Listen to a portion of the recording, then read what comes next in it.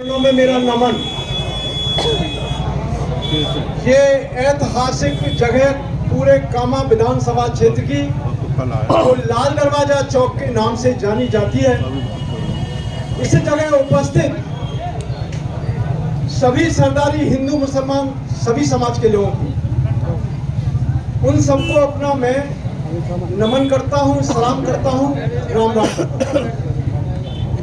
अभी ये जो सभा हो रही है, विभिन्न महान बाबों ने, बुद्धिमान लोगों ने अपनी अपनी बात कही। आपको प्रशंसा से विभोर होकर के और अपने अपने गुणगान भी किए जो प्रत्याशी थे। एक प्रत्याशी मैं भी हूँ आपके बीच में, नालायक, जिसके नालायक का कोई गाली नहीं है, ये शायद लायक नहीं हो, लेकिन जब भी आपने मुझे मौका दिया, मेरे इस चीज का मूल्यांकन करके मैं तो अपने आप को नालायक समझता हूँ, लेकिन वीर रस में आप प्रशंसा से विभोर जो विचार लोगों ने व्यक्त किए, मेरे भी वही विचार है, मेरे कोई अलग विचार नहीं।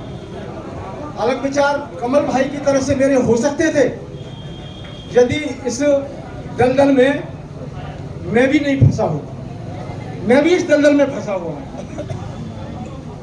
मैं इतना ही कहना चाहता हूं कि यहां जब जब भी चुनाव हुए, जैसा भाई हमारे सीए साहब ने कहा था कि हमारे इलाके में कोई नया चुनाव नहीं है, ये भी 18 में 17 में विधानसभा का कौन सा है, 14 में 15 में जो भी है, मुझे ध्यान नहीं है, वो चुनाव यहाँ होगा।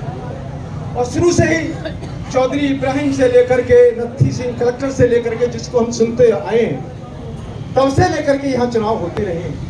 और चुनाव में होता भी है कि जिनको जो प्रिय है वो अपने प्रियजन के साथ रखता है, चाहे वो बिरादरी का हो चाहे गैर बिरादरी। और ऐसे भी उदाहरण मौजूद हैं। जब यहाँ हम निर्दलीय थे, चौधरी मजलिस खाजी कांग्रेस से हुआ करते थे, प्रधानी के चुनाव हुए और वो भी लोगों ने हिंदू मुसलमान करके कराने चाहे, लेकिन हमने तो उस समय भी हिंदू मुसलमान की भावना से ऊपर उठकर मजलिस खाजी का भी साथ दिया। उस भावना से ऊपर उठ करके जब शरीफ भाई चुनाव लड़े, तब भी उसको हिंदू मुसलमान करके लड़ाने की कोशिश की।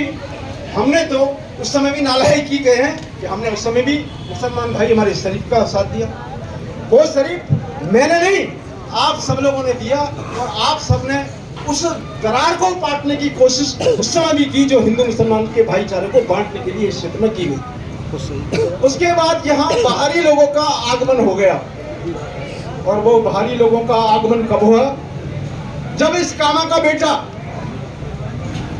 आपने विधानसभा में भेजा निर्दलीय के रूप में, तो यहाँ एक नत्थन पहलवान हुआ करते थे, उसके दंगल में यहाँ सांस्कृतिक कार्यक्रम में उस नत्थन पहलवान के लड़ने के लिए भी बाहर से पहलवान लाते थे कि यार यहाँ में कुश्ती लगनी चाहिए। सौभाग्य से, कामा बस्ती की कृपा से, जब मंत्रिमंडल में शामिल होने का मौका मिल गया, तो हमारे कांग्रेस के भाइयों ने हमें हराने के लिए, इस बस्ती में तमाचा लगाने के लिए, जब यहाँ के भाईचारे को नहीं तोड़ सके, तो हरियाणा से चौधरी तैयब हुसैन को यहाँ इसलिए लाए कि तुम यहाँ आओ और यहाँ आकर के सबकी एसएससी कर दो, इस कामा क्षेत्र की कर दो, पूरी कामा उनके हिंदू मुसलमान में। संयोग से मेरा भी एक्सीडेंट हो गया था, और इस कामा बस्ती ने जब ये चुनाव लड़ा, तो तैयब हुसैन इस बात में कामयाब हो गया कि हमारे इस इलाके में खाई की बना करके हिंदू मुसलमान के बीच में दीवार खड़ी कर गए। फिर दोबारा चुनाव हुए, उस समय भी यही बात रही। उस समय भी यहाँ के बस्ती के गद्दारों ने तैयब हुसैन को जिताने के लिए और इस कामा बस्ती के बेटे को हराने के लिए अपनी जो भूमिका निभाई, किसी से छिपी हुई नहीं तो वो लोग उस दीवार को, भाईचारे की दीवार तोड़ने वाले लोगों को खड़ी नहीं कर पाते, कामयाब नहीं हुए। लगातार संघर्ष करती रही इस कामा की जनता, और उन्होंने फिर उस हिंदू मुसलमान की दीवार को तोड़कर मुझे तीसरे चुनाव में विजयी बनाया।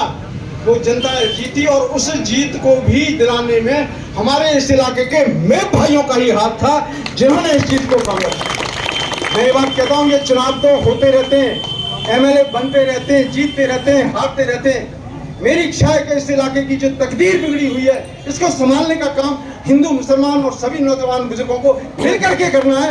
ये मेरी आपसे बात। मैं चुनाव में आकांक्षी हूँ। भारतीय जनता पार्टी, जिसका मैं मेंबर भी रहा हूँ, चाहे उसे मजबूरन समझ लो, इसने हमेशा धोखा दिया है ऐसे लोगों को जो ईमानदार हैं, जो सच्चाई के साथ हैं। नहीं ऐसे बहुत से लोग हैं, उनका शोषण किया है, उन पर अत्याचार किया है।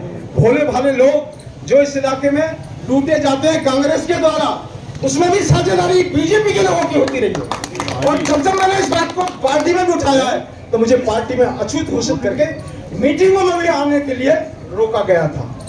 लेकिन उसके बावजूद भी मैंने अपने कर्तव्य पद से हटना नहीं स्वीकार किया और जनता के बीच में जैसा भी था, अच्छा बुरा आपके बीच में रहा। मुझे ये कहने की जरूरत नहीं है कि मैं बहुत भला आदमी हूँ, ईमानदार आदमी हूँ, बढ़िया आदमी। मैं सबसे नालायक आदमी हूँ, मुझे सबसे ज्यादा लोग जानते हैं। और वो नालायक इसलिए हूँ, कड़वी बात कहता हूँ और उसको बचाना हर एक के बस की बात नहीं। मैं भी आपसे ये इजाजत ले रहा हूँ कि कल मैं भी पर्चा भरने वाला हूँ। मेरा फॉर्म भरा हुआ है, मैं 3 तारीख को पर्चा भरने था।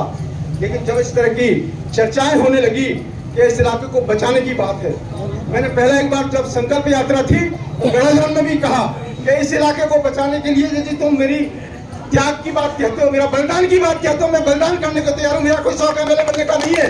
एमएलए भी बना दिया आपने, मुझे मंत्री भी बना दिया, मेरी कोई हसरत नहीं है। लेकिन ये जरूर हसरत है, इस इलाके को बचाया जाए। नहीं, इस इलाके को ये लूट के खा गए, गरीब आदमी मरता है। मेरा तो कुछ नहीं बिगाड़ सकते, सीए का कुछ नहीं बिगाड़ सकते, नसीम खाजी का कुछ नहीं बिगाड़ सकते। मैं तो बाहर की और भीतर की भी बात नहीं कहता। आदमी हो, इंसानियत की बात करो। यदि बाहर का आदमी भी हो, हमने बाहर के लोगों को जिताया नहीं। जगत सिंह बाहर का नहीं था क्या? सबने मिलकर के हमने उसको जिताया, केवल इसलिए कि इन आतताइयों से हमें मुक्ति दिलाएगा। बाहर का है तो बाहर का चाहिए, हमारा भाई है। उसने क्या दिया हमको, सबको मालूम। आज फिर वही इतिहास अपने आप को दोहरा रहा है। मैं एक बात का विश्वास जरूर दिलाना चाहता हूँ, जिसको भी जिम्मेदारी सौंपोगे उसके साथ ईमानदारी से हूँ, डरता नहीं हूँ, ना कोई मेरा लालच है। मुझे ये जिम्मेदारी सौंपोगे तो ये आपका बेटा बन करके ही विधानसभा में पहुंचेगा, एमएलए बन करके नहीं पहुंचेगा। ये भरोसा प्राप्त हो। मैं भी आकांक्षी हूँ, ये बात मैं आपसे कह रहा हूँ। और मैं कल पर्चा बनूंगा। जो भाई मेरे साथ चलना चाहे, मेरे पर्चे बनने में मेरा हौसला अफजाई करना चाहे, उन सबका मैं स्वागत करता हूँ और सब क्षेत्र की शुभकामनाएं करता हूँ।